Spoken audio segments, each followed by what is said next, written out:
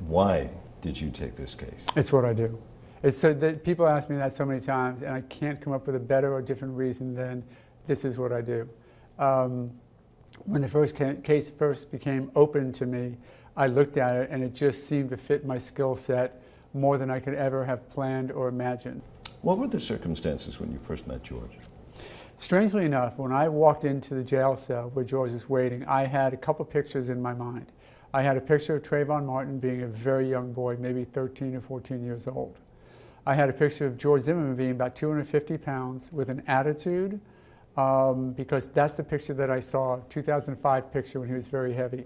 And that's okay. Those are the type people that I represent, generally speaking.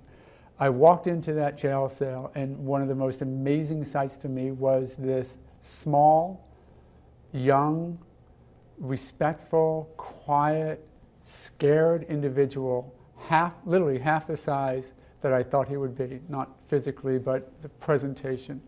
And it really took me back. I spent a couple hours with him, and he was very respectful, very open, very concerned about his situation. But, and from that day forward, I knew, one, I'd be representing him, and two, where this case was going to go. Was it a concern for you that he might have been a racist? When I saw the 12-year-old Trayvon Martin picture and the 270-pound George Zimmerman picture, yes, no question. And strangely enough, I think that's why most of the people who believe that George Zimmerman is a racist today got their belief when they saw those two pictures 16 months ago. And you can't not have that thought. Whose fault is that imagery dichotomy? Because I think everyone knows what you're talking about, that at the beginning, the images were very different. You had the first pictures of George Zimmerman. He was in what looked like jail attire. Mm-hmm. And then you had a very, very young-looking Trayvon Martin. Whose fault is that? It was a wonderfully created and crafted public relations campaign by the people who are assisting the Martin family. That's Ben Crump and other people. I don't discredit what he did as long as he acknowledges that's exactly what happened. Do you think that George Zimmerman would have even been charged had Ben Crump not been pulled into this? No. Ben Crump or someone like him. Because had Ben Crump not gotten involved in the case, maybe for some good reasons to begin with. If he believed that there was something here that was being swept under the rug, then get on into it. I'm very okay with that. But you didn't quite say it that way. You made it sound like it was Ben Crump, George Zimmerman would be free at this time, and we would not be in a trial. That's correct. I think that it was a made-up story for purposes that had nothing to do with George Zimmerman, and that they victimized him. They complain about Trayvon Martin being victimized. George Zimmerman was victimized by a publicity campaign to smear him, to call him a racist when he wasn't, and to call him a murderer when he wasn't. And so Angela Corey and the governor and all of those that had a hand in bringing about this prosecution, they were all manipulated by Ben Crump? Oh, I don't know that it was Ben Crump doing all that manipulation, but I'm very surprised that the prosecution team decided not to take this case to a grand jury when one was sitting and paneled and ready to take on the case of the state of Florida versus George Zimmerman and determine whether or not there was enough evidence and enough information to charge him with any crime. Rather than do that, which was the default position that could have happened, they decided to have a press conference, pray with the victim's family, and then announce second-degree murder charges. How much of this was politics? It's guesswork on my behalf, but if I enter into this formula an element or ingredient of politics, a lot more makes sense. A lot more about the way the case was handled early on, the way it was turned into a racial event when seemingly and now positively it wasn't. When a special prosecutor is brought in, when there doesn't seem to be any reason why Norm Wolfinger, the sitting prosecutor, had perfect opportunity to handle this case. Matter of fact, I've deposed 3 of his assistants who were busting their butts on this case. So they were ready to go forward, and we had a grand jury set. So when a special prosecutor comes in, then waives the grand jury, and then files charges that most good legal analysts, including Alan Dershowitz, say that's an abomination, you have to wonder if there is not some outside influencing, pressuring decisions. Much has been made about race in this case. Where do you see race in this case? I see race being injected into this case in the first week that it existed, and I see that it's never left this case, even though time and time again, race has been proven not to have been an element in George's consideration at that night. This case, to many, is a cause.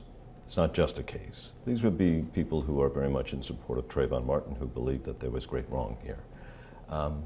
And in essence, that this is a civil rights case. And I mean that in the full sense of advancing civil rights. You are perceived as the man standing in the way of this civil rights case. Right. How do you handle that? Very simply, I will walk over to that side, put my arm around those people, and walk with them on a civil rights issue. I've represented young black males for 30 years. I know better than most people, better than most of the people who are complaining, how young black males are treated in the criminal justice system, and we need to fix it. We need to address those problems. It's not just in the system, it's in the schools, it's in the churches, it's in the families, it's in the homes. We need to address it. Get your crosshairs off George Zimmerman, and I will join you. Keep your crosshairs on George Zimmerman, and don't tell me that I'm getting in the way, because you are. Because you're the one who's sitting back telling me that this is a civil rights case when George had nothing to do with civil rights. This was an unfortunate event between two people. You took, I think what some might consider risks during the trial, one of them being that you cross-examined a grieving mother. Yes. Any regrets on that? No. I hope that people think, or I think, that I handled it properly and respectfully. I have handled, I think, 40 or so murder cases, and in every one of those murder cases, you are going to have some interaction with a victim's family. You certainly would hope that your son Trayvon Martin did nothing that could have led to his own death, correct? And you did Tracy Martin as well. And that one didn't seem to go quite so well. So your words were, "I can't tell." Something to that effect, but I never said, no, that wasn't my son's voice. Well, I think that the state should have put Tracy Martin on. That's their witness. I think it was strange that they decided not to call the father of the victim, but they did so because of the very reason that I had to call him, which was that Tracy Martin told two cops who testified, 4 who were present, that when he listened to that tape, it was not his son. But that's not what he said on the stand. That is not, but it is what 2 cops said and 2 other cops who were available to say, that he said, "No, that's not my son's voice." Now, it's got to be extraordinarily difficult to be in Tracy Martin's shoes and to Sabrina Fulton's shoes. They have to be able to go through life believing in their heart and in their soul that that is Trayvon Martin's voice. Rachel Gentile. What did you think of her as a witness? Here's what I think about Rachel Gentile myself. I think that she was a reluctant witness who didn't want to be there. I think her mom and Miss Fulton got together and said something like, "You need to go tell this woman what happened to her son and do it now." And I think that's what happened. And how much was actual fact, do you think, from her testimony? I think what happened was once she was put in the position of having to talk, we know that what she did was smooth over a lot of the rough spots of what Trayvon was talking to her about. We know that she didn't talk about the racist terms that may have been used or the colorful language that he may have used. And I think what she did was just give a sanitized version to mom, because after all, I think she was being sensitive to Miss Fulton having just lost her son. I think Miss Gentile came across as being not wanting to be there. I think she had a bit of an attitude because she was there.